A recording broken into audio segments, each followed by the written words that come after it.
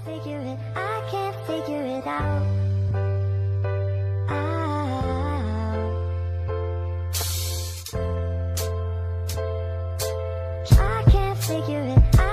figure it Yeah. out.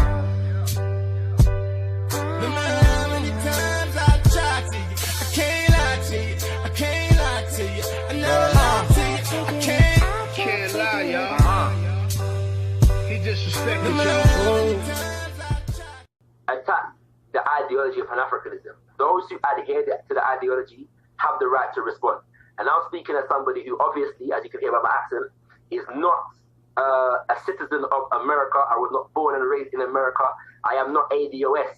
I am an African, descendant of Africans who were enslaved in the Caribbean, and I live in the United Kingdom.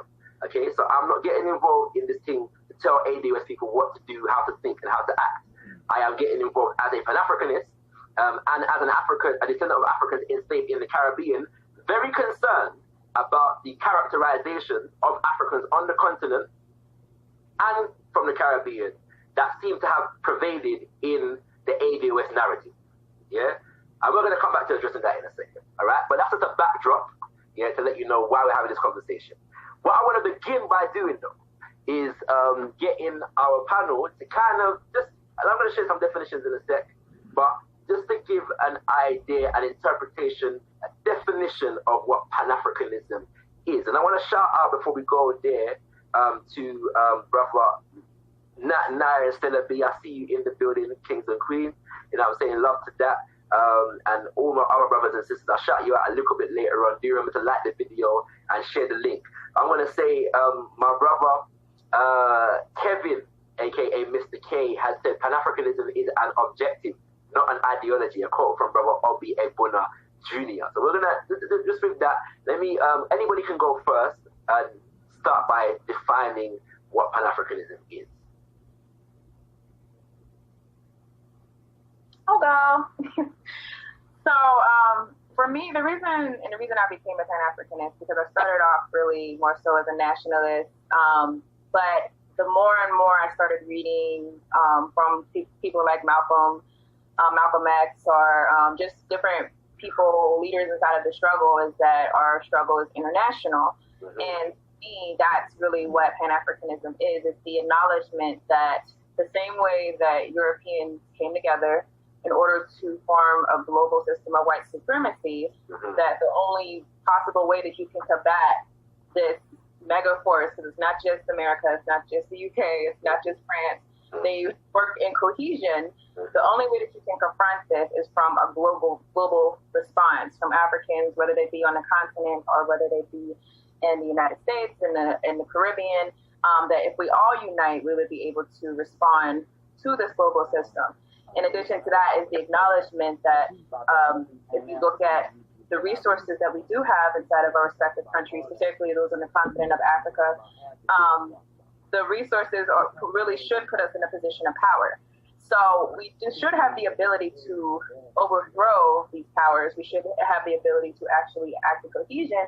But unfortunately, because we are so fragmented, we have not been able to properly address the system of white supremacy.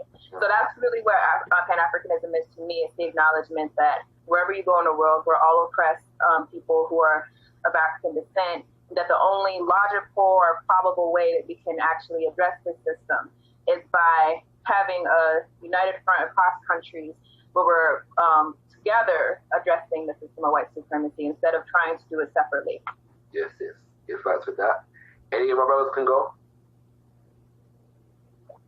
Yeah, peace. I'll say that, I refer to myself as a Pan-African nationalist. And I also agree with the brother Obi Ekbona's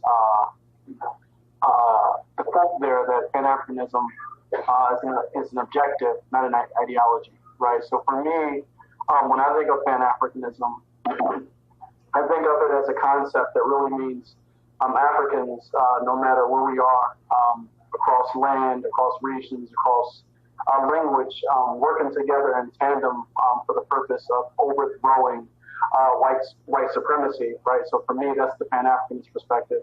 But from the nationalist perspective, I see the objective of Pan-Africanism as the establishment of a Pan-African nation on the African continent that is strong enough to protect the interests of African people, no matter where they may exist in the world.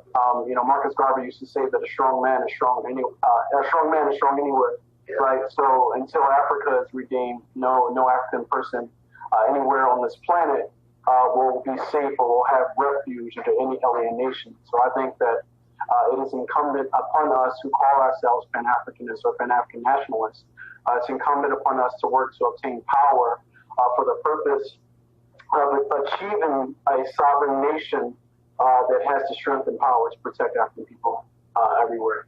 I think that in terms of, you mentioned the debate that my sister and I had, my sister, African Esquire. I forgot to mention during the intro is that we do I guess it's a millennial panel, Sister African Esquire, my brother, son of Malcolm, and I.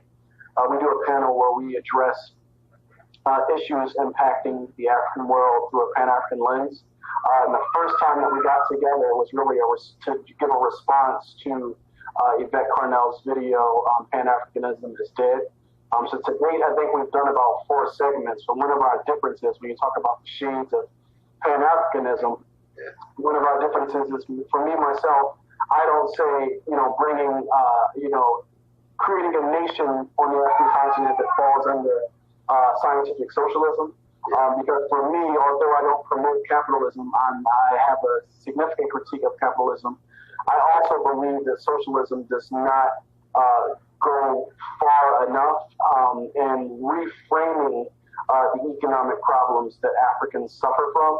So for that reason, I have a problem with the terminology of socialism. So it's something that I kind of reject.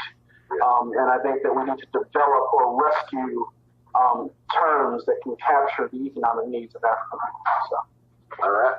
Brother Abiola? Yeah, I agree with everything that has already been said. And for me, Pan-Africanism is the pursuit of power for black people all around the world.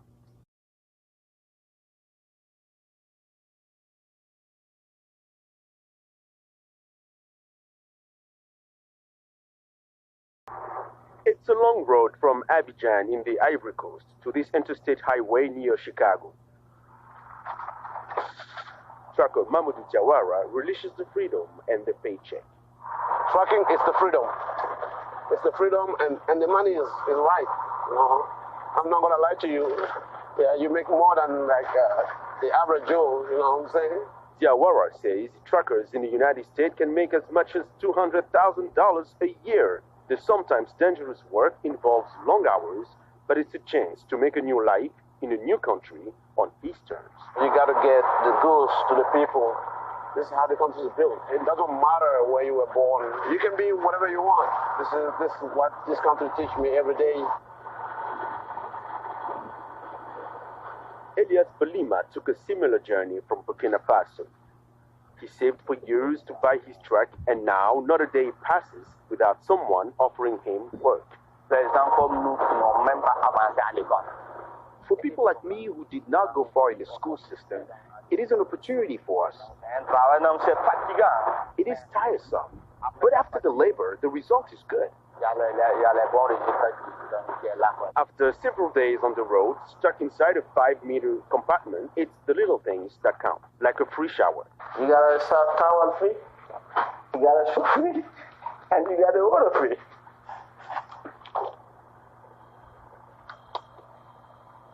After a long day's drive, it's time to sleep. But time is money, and Balima is up early. And on this morning, he's thinking of home. I'm almost 34 years old now.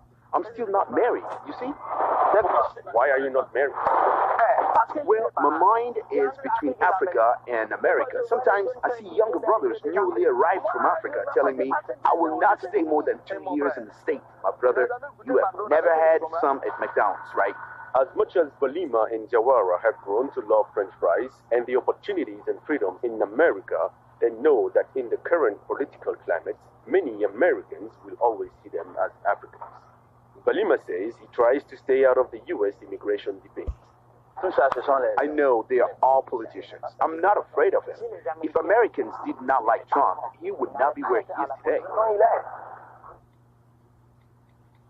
But there is no room today for politics inside Balima's cab.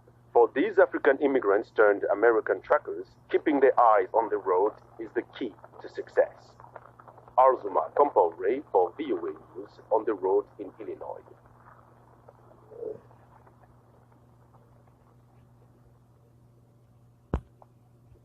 This country, the fault is on you, not the white people, not the government, not anybody. You, the individual, you got to help yourself. I knew someday if I got a chance to come to America, I'll be successful. And thank God, 1977, I met an American who helped me to get American visa. And I arrived in this country February 5th, 1978, with $100 in my pocket. My name is Stephen Osei. I love America. That's the title of my book. And I've lived the American dream. The United States gave us so much. So I told my son, the country has given you opportunity and a chance to be successful in life. So why don't you serve the country as a kind of payback?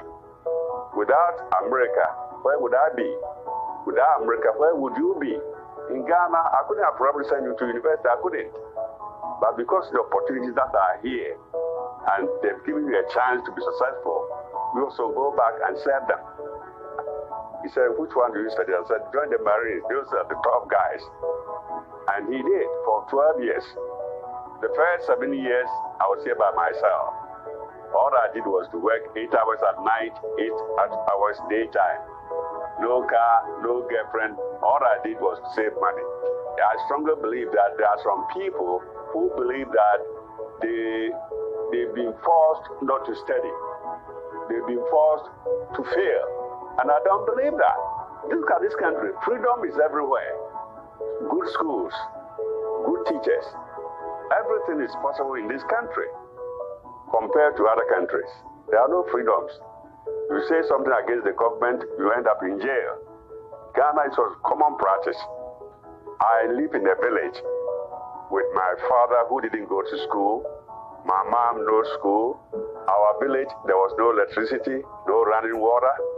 That's how I grew up. I got my first shoe at age 12 when my brother picked me from the village. By staying with my brother, I was able to go to school. Went to elementary school, went to secondary school, then I went to Wesley College. And at that time, President Kennedy was in charge. And 3 of my teachers were Americans who were in the Peace Corps. So I had an idea about opportunities that were in this country compared to other countries. People come here to better their lives. They see opportunities in this country. So many opportunities for their children. That's why they want to come here. Can Republicans and Democrats work together and solve the issue? So if I were to give Congress advice, I'll say, look here, give the president, say, $5 billion to build the wall, whatever he wants. Unless those DACA students stay here, let them become citizens of this country. They are well educated. Some are serving the military. Why do you want to send these people back? What are they going to do? I have a wife, 4 kids, 7 grandkids, and 1 is on the way. 3 of my kids are brought from Ghana. All of them finished university. They all finished their masters.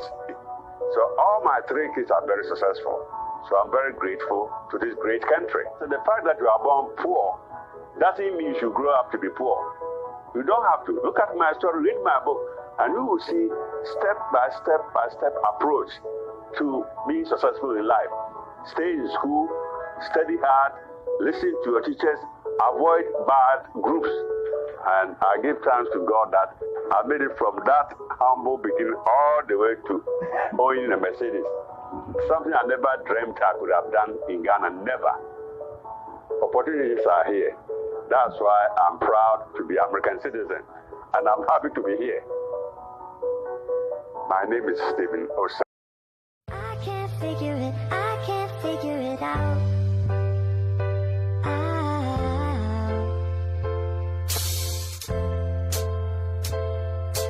Try